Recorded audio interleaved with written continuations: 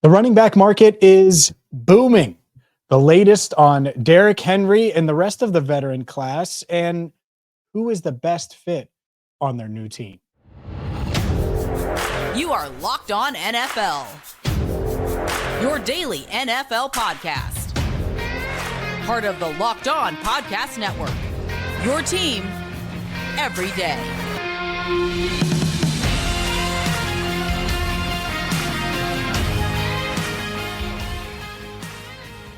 Hi again, everyone, and welcome in to another edition of Locked On NFL. He is Lorin Cox. I'm James Rapien, and this is your Wednesday Locked On NFL. It's been a really, really busy week, and so make sure you subscribe on YouTube, follow wherever you get your podcast. And today's show is brought to you by Game Time. Download the Game Time app, create an account, and use code Locked On for $20 off your first purchase. And Lorin, the running back market it's been down for like half a decade, it feels like.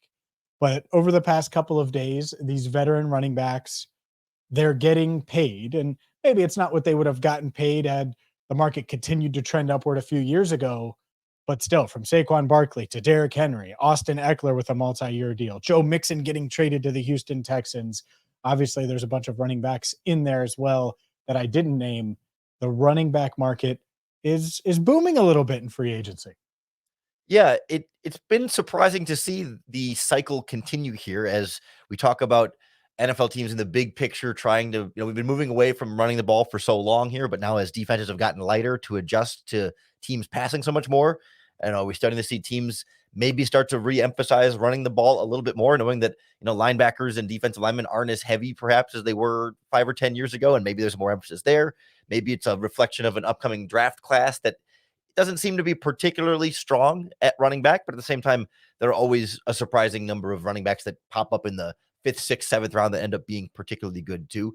And I think the one caveat on the running back free agent market right now is like the guaranteed money has been pretty reasonable, right? Like we've seen some bigger overall numbers, 3-4 year deals worth big contracts, but no one is handing a ton of guaranteed money to these running backs. So it doesn't seem like any of these teams are going to be financially like super, super locked in and married to these guys for the next 4 years, but obviously rewarding some really talented players once they hit the market.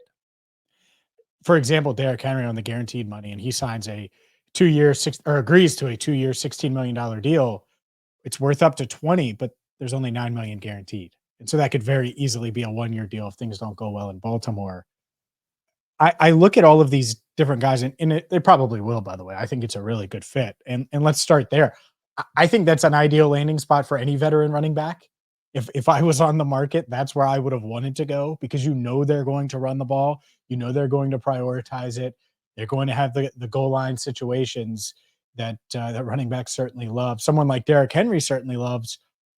I like his fit in Baltimore a lot. I wouldn't necessarily love investing in him, investing a ton of money into him. But like I said, that can be just a 1-year deal if needed.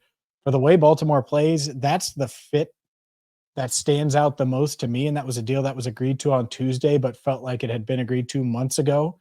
It's the worst kept secret in the NFL that Derrick Henry was going to go to Baltimore, and he does end up going to Baltimore. What do you think about that fit? And is there any other veteran running back landing spots that you really like? Yeah, I think he's got to be the number one in terms of, like, if you want to say the best fit of the free agent running back so far, that is just a perfect combination. Like as you said, any veteran running back would be happy to go there. But I think especially with the sort of downhill running style that we see from Derrick Henry and this Baltimore Ravens offense, I just feel like schematically that he's going to be that tough in between the tackles, where if you're running read option, it's you either got to stop Derrick Henry up the middle there, or Lamar's going to keep it and have his speed on the edge. Like that kind of specific dynamic of those two skill sets, I think fits better together than pretty much any running back combo that we have. And that's no insult to like Jalen Hurts and Saquon Barkley is also a great combination there. I mean, obviously a lot of these talented running backs will fit in well with some of these other teams, but I think one of the ones that might end up flying under the radar a little bit here that I think is a really strong fit is Aaron Jones to the Minnesota Vikings. A 1-year, $7 million deal, that sort of outside zone stretch scheme. He was always a Viking and Bear killer as a Green Bay Packers running back, but somebody who was never like in that elite running back conversation per se, or not really like respected at the same level of a Barkley or a Derrick Henry or a Josh Jacobs. And I don't think he is quite that guy, but I think he is kind of like more quietly deadly, someone who's a good receiver out of the backfield, a dynamic runner. I know he's dealt with some injuries, and that's been part of the problem here, but I think the Vikings got a steal there, and I think he's going to be a really good fit in that offense. That's a good one. because I agree with you. I think he just carries himself quietly anyways for however the case is. It's not like he's got the star power of some of these other guys, but yeah, I could totally look up and see Aaron Jones as a, 1,200-yard back, 1,100-yard back in that Minnesota offense. That's a really good one. Saquon Barkley is obviously a great fit. You're just paying premium for him, and so expectations are really, really high, and that's what's tough. What about worst fit? Let's switch gears here. To me, there's two that stand out.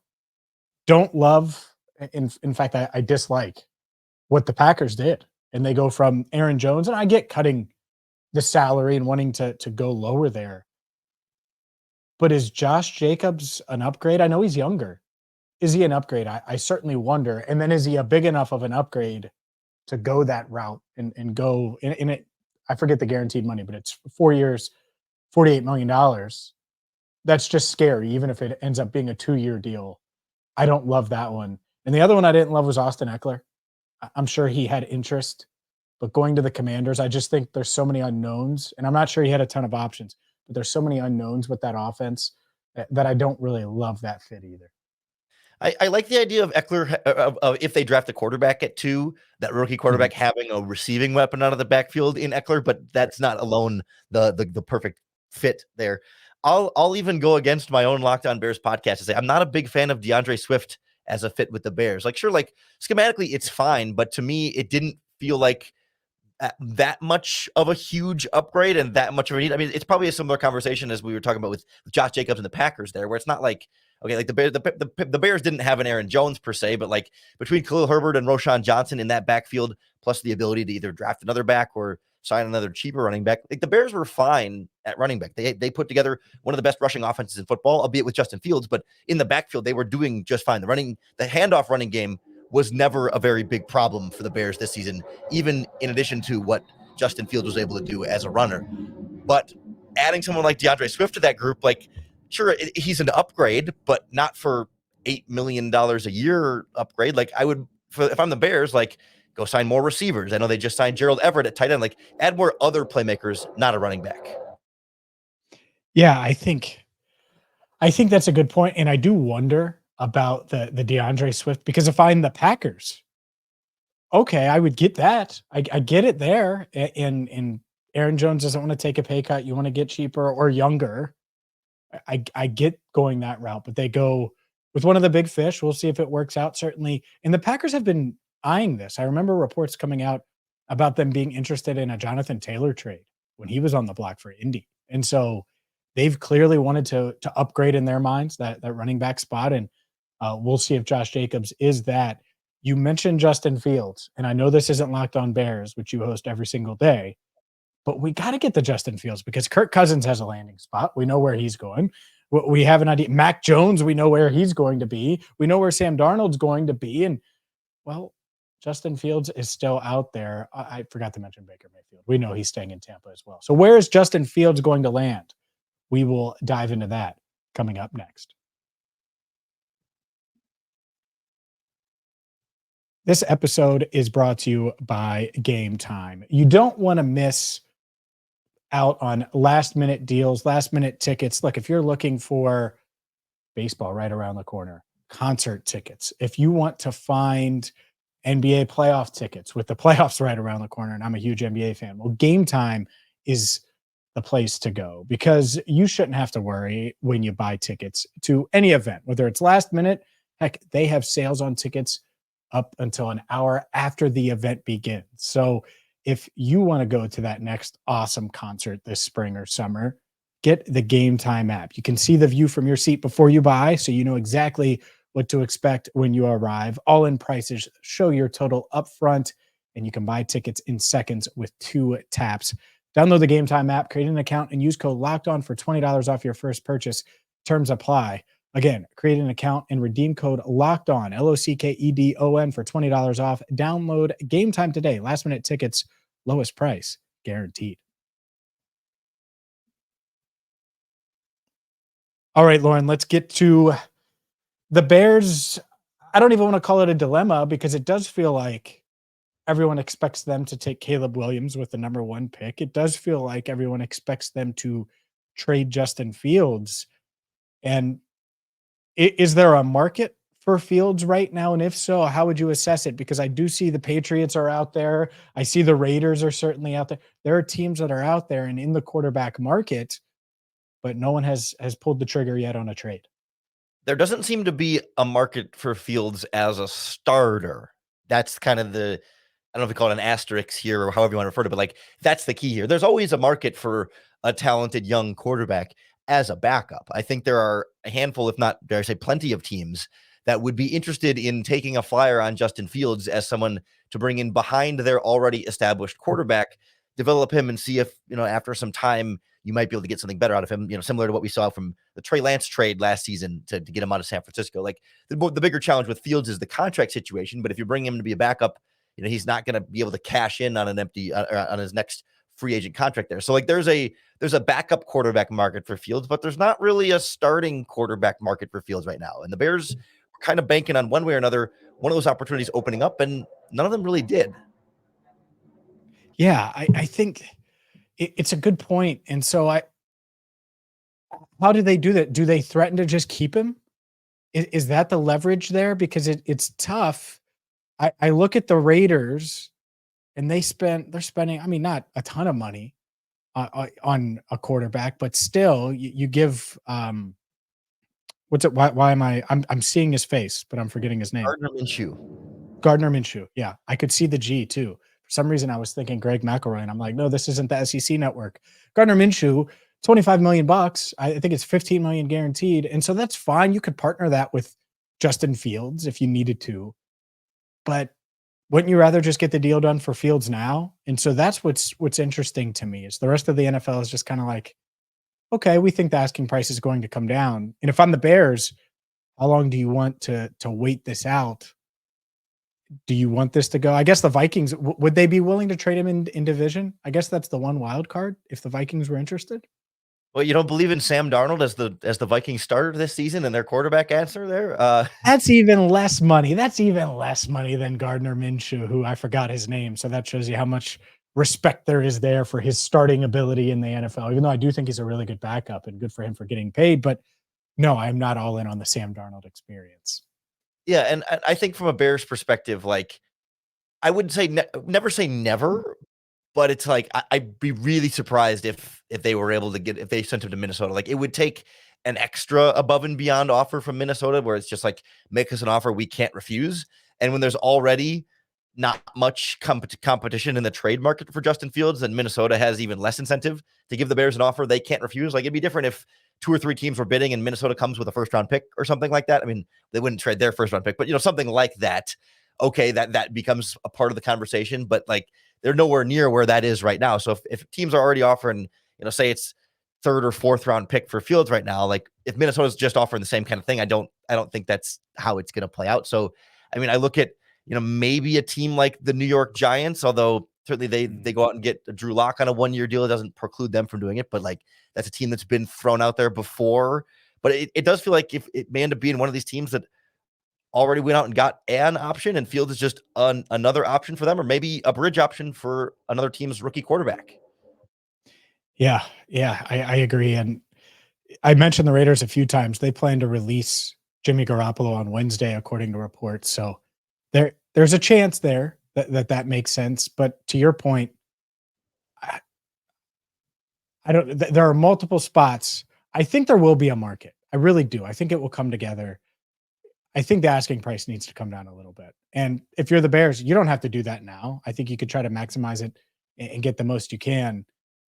At the same time, I do wonder, because at some point, I don't think you want to be drafting Caleb Williams, and there's weeks to go before the draft, but taking Caleb Williams and having Justin Fields still on the roster. I don't think you want to push it that far, even though the Cardinals, I believe, did that with Kyler Murray, as awkward as that was. But there was some question there at this point in the offseason a few years ago when that was the case.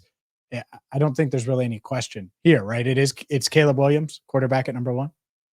Well, you've got a pretty strong Justin Fields contingency in Chicago that is looking for any reason to still hold on to this. And so every time, Adam Schefter or Ian Rappaport comes on and says, well, the Bears haven't fully engaged in trade talks yet for Fields, which means the offers weren't good enough, so we didn't want to fully engage. But like, it becomes kind of a Rorschach test where it's like, okay, when you hear the insider update, then it's like, how can I find what fits my narrative for this Bears team? So people are still holding on to the idea that they could still keep him, and perhaps they've talked about keeping him as a backup and trying to just roll with still drafting Caleb, but having Justin Fields because the market's not there. It is within the realm of possibility, but it does feel too messy. And it feels like if I'm Justin Fields' agent, I'd more or less demand a trade at that point. And the Bears have expressed a strong interest in what they said, doing right by Justin Fields is the exact phrase. We want to do right by Justin either way, whether we keep him or trade him. Like, we want to give him an answer soon. We want to make sure that if we trade him, we give him somewhere that, works for everybody involved and not just cast him off to some terrible spot and,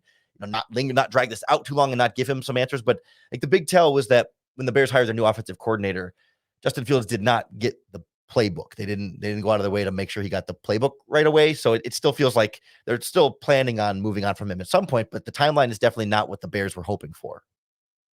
Yeah, it just feels clunky. It feels awkward right now for sure. And I have a question because I have some thoughts, because I actually think at least one of these teams should have made a push for Justin Fields rather than doing what they did. And so we can get into that. We can get into Patrick Queen, who's staying in the AFC North with the big money deal as well.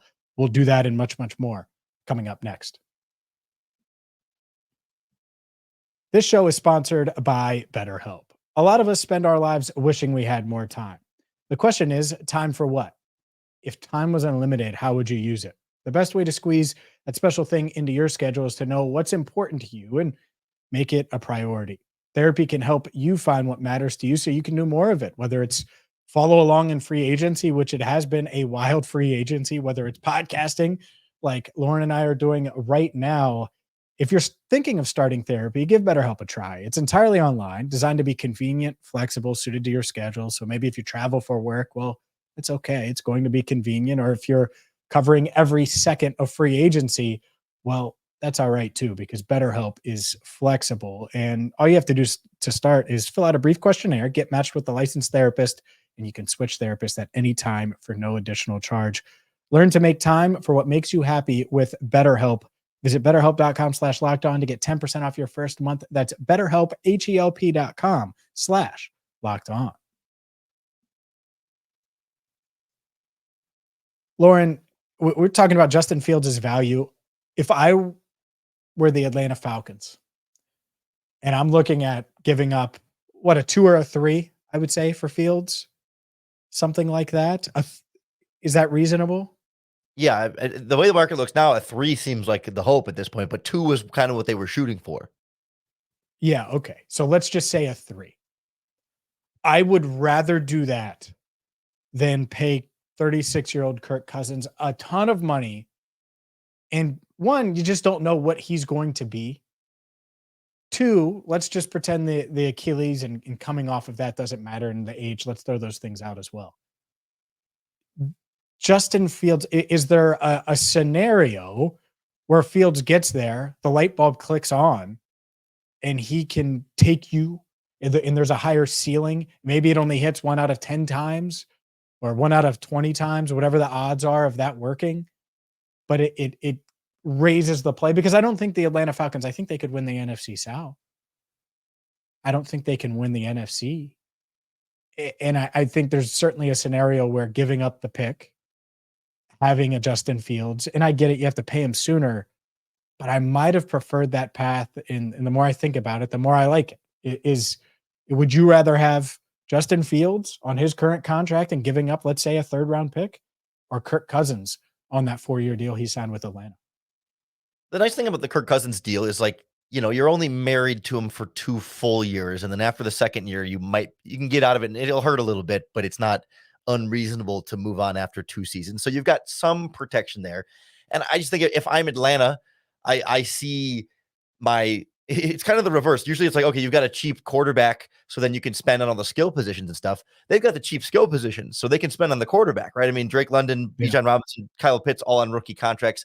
Those will eventually get more expensive, but they had enough space to sign Darnell Mooney to a big 3-year deal to add to that room, and still need to add some other things on that defense for sure. But like, it did feel like there's a feeling in Atlanta, like, okay, there's a window right now to really hit this. And with Justin Fields, maybe you're not hitting that window right away in year one. And maybe you don't have to. Maybe you feel like all those guys are young enough where you can play that out a little bit longer. But I understand them wanting maybe the more quote unquote sure thing in Kirk Cousins. You know what you're getting more or less in Kirk Cousins, whereas Fields, it's the swing for the fences. So it's like, okay, do you want to hit base hits here while you have a really strong supporting cast around him that maybe can elevate that base hit of Kirk Cousins? Or do you want to swing for the fences with Fields and hope that the supporting cast can lift him up, but it might end up being a pop fly to center field, and you're kind of left saying, man, we had all these young, cheap skill player talents, and we weren't able to really fully maximize that because we took a chance on a quarterback, and that quarterback didn't ultimately end up panning out. Like, I still think Justin Fields can be a quality starting caliber quarterback in the NFL. Like, not a top 10, maybe not even top 15 quarterback, but like someone you can win football games with. I would have gone after him if I was Atlanta, but I totally get, like, to me, it's like Kirk Cousins was the best option, and then from there, if I'm Atlanta, Fields would kind of be number 2 for me, but any of the other quarterbacks wouldn't have really done it for me if I'm Atlanta. And let's not forget, like, Ryan Tannehill is still sitting out there, and there's some Sam Howell trade rumors swirling too. So there's a lot of different moving parts here in the quarterback game that make this complicated. Yeah, I agree with you. And it is a good point that they added Darnell Mooney. They have Drake London and Kyle Pitts on rookie deals. And so Bijan Robinson, Tyler Algier, like, you can make the argument like, oh, all they're missing is a competent quarterback on offense. And once you get that, especially with the addition of Mooney, I like that, by the way. I like that much more than what Jacksonville did, just to segue. It's the exact same contract, I think, at least base wise, 3 for $39. I think there were some incentives in Gabe Davis's contract with the Jags. Am I crazy to think that Darnell Mooney's a better receiver? And I know he's had some injury issues, but from afar, I would rather have Mooney. I think the upside is higher with Mooney for sure. And it's not a totally dissimilar conversation where it's like, we've seen Gabe Davis produce a little bit more consistently, but Mooney has had back-to-back down years since he was a 1,000-yard receiver a couple of years ago. And it's pretty clear from everyone in and around Chicago, like, no one believes that it was Mooney's fault. I mean, he's a super hard worker. He's a super, like, dedicated football player who loves the game. And there's no really off the field issues. He's a consummate teammate, a consummate professional. Like, everything you would want in a guy on your team. The production just hasn't been there. He hasn't been targeted as much, although he still had a pretty high yards per catch this past season. So when he did get the ball, he was able to make things happen. But it also circles back to the Justin Fields conversation where it's like, Mooney had this down year and you kind of blame quarterback and offense situation. Like, you certainly think you bring him into Atlanta and he can get back to that 1,100-yard season type player that he was in Chicago, or up closer to that level. But Gabe Davis has done it more recently and more consistently, just at that lower ceiling. So again, do you want to swing for, I don't think Mooney is as much of a risk as like a Fields is in that swing for the fences type comparison, but I think you have some question about, okay, are we positive that Mooney can get back to that? But we're pretty sure he can, but there's a chance that he doesn't. Whereas Gabe Davis may never be that 1,000-yard type guy that Mooney was at that time, but you feel like you're getting a little bit more of a sure thing of like, okay, we've seen him be pretty consistently that reliable number 2 option there. Yeah, I think it's really interesting, and it's a good point. And then you have to take into consideration the offenses and the quarterbacks and all of those things. Obviously, Josh Allen and that Bills offense is much, much different than what you've been watching in Chicago for the past couple of years with Darnell Mooney. But I like that landing spot. I don't know about the money. I think it's tough right now. It could be a great value, might not be, but I'm certainly not freaking out about it for Darnell Mooney. A couple other free agency notes: Patrick Queen sticking in the AFC North, going to the Steelers. And 3 years, over $40 million. And this is the beauty of the Russell Wilson, just talking about the other big quarterback, big name quarterback at least, that has switched teams so far. Russell Wilson at league minimum, it's great because then you can overspend somewhere else and you feel okay about it. And I don't even know if it's an overspend. Patrick Queen played really well last year, but you don't have to feel bad about it. And the Steelers have been plagued by linebacker issues, and they've been looking everywhere, under rocks, all over in the Ohio River to find the right linebackers, and they get one here in Queen who appears to be ascending and is only 24 years old. Yeah, it's one of those where, like, if you're Baltimore, it's tough to see him go because he's been so good. But once they traded for and signed Roquan Smith to that long-term contract extension, like at that point when the writing was on the wall that you're not going to pay 2 off-ball linebackers to top of the market level type contracts there. I mean, I know there are different scales there, but still, like, the Ravens were never going to invest all that in that position. It's just the upside is the interdivision changes that we're seeing in the AFC North. I mean, not only is it Patrick Queen going to the Steelers, but then you've got the safety from the Ravens moved on to the Bengals. Is that right? Or is he Yeah, goes Geno well? Stone, two years, 15 million, had seven picks last year, and was certainly a top target of the Bengals. They wanted him bad. So all of a sudden, that Ravens defense is sort of bleeding talent, and we thought those would all go to the Seattle Seahawks anyway. But now it stays in the division and adds a little bit more intrigue to those spots. And I'm curious how that affects, not only the Ravens then losing their defensive coordinator, but then also losing some of their top defensive talent at a couple of key positions. It's not, those aren't like the quote unquote main leaders of the defense or whatever, but two guys that have been playing really, really well. And it's that drain that comes after you have success on one side of the ball. And I also am surprised none of them ended up as Seattle Seahawks with Mike McDonald. It is weird. Isn't it weird? That part is kind of weird to me. And I don't know why. Like, Geno Stone isn't making a lot of money with the Bengals. I think it's a $6 million signing bonus, not a huge amount of guaranteed money. It's 2 years, 14 million. There's $1 million in incentives. Yeah, surprising. And I wonder if the Seahawks, what their plan is. They certainly could have used a safety. They could have used linebacker help. And so that does make me go, when looking at that. But it is intriguing, and we are going to have you covered here on Locked On NFL all week, all free agency, all off season long. So make sure you subscribe on YouTube, follow wherever you get your podcasts. And for Lorin Cox, I'm James Rapien. As always, thank you so much for listening to Locked On NFL.